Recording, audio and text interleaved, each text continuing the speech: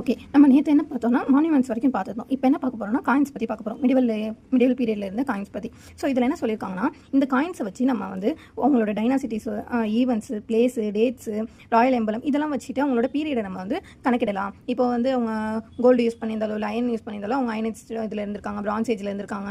So அவங்களோட பாஸ்ட்ல வந்து இந்த மாரி சிம்பிள்ஸ்லாம் இருந்திருக்கு. ஸோ இவங்க கூட போர் பண்ணியிருக்காங்க. இது மாதிரிங்கிற நிறைய டீடைல்ஸ் வந்து நம்ம காயின்ஸ் மூலியமா தெரிஞ்சுக்க முடியுது. முகமது கோரிங்கிறவர் ஒரு கிங் என்ன பண்ணியிருக்காருன்னா, காட் லக்ஷ்மி இருக்காங்களா அவங்கள வந்து அவரோட கோல்டு காயின்ஸில் பதிச்சிருக்கிறதுக்கான ஒரு சான்று இருக்குது.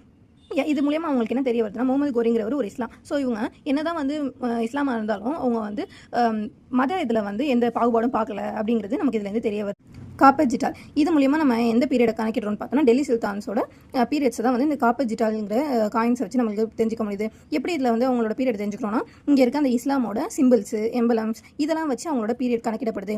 இந்த கோல்டு காயினில் காட் லக்ஷ்மியை பதிச்சிருக்காங்களே, இதுக்கு பின்னாடி முகமது கோரின்னு அவர் வந்து பேர் பதிச்சிருப்பாரு. இது மூலியமாக அவருக்கு ஸோ முகமது கோரி பீரியடில் கோல்டு காயினில் லக்ஷ்மிங்கிற கடவுளை பதிச்சிருக்காங்க. ஸோ இது மூலியமாக வந்து மத பாகுபாடு அந்த டைமில் இல்லாமல் இருந்திருக்கு. அது வந்து தெரிய வருது.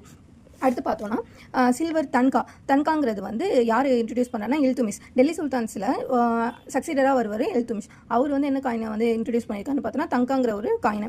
இது வந்து என்னது சில்வர் காயின். சில்வரில் தங்காங்கிற காயினை இன்ட்ரடியூஸ் பண்ணது யார்? இல்துமிஷ். கோல்டு காயினை வந்து இன்ட்ரடியூஸ் பண்ணது யார்? கோல்டு காயினில் லக்ஷ்மி இதை வந்து இன்ட்ரடியூஸ் பண்ணது வந்து முகமது கோரி.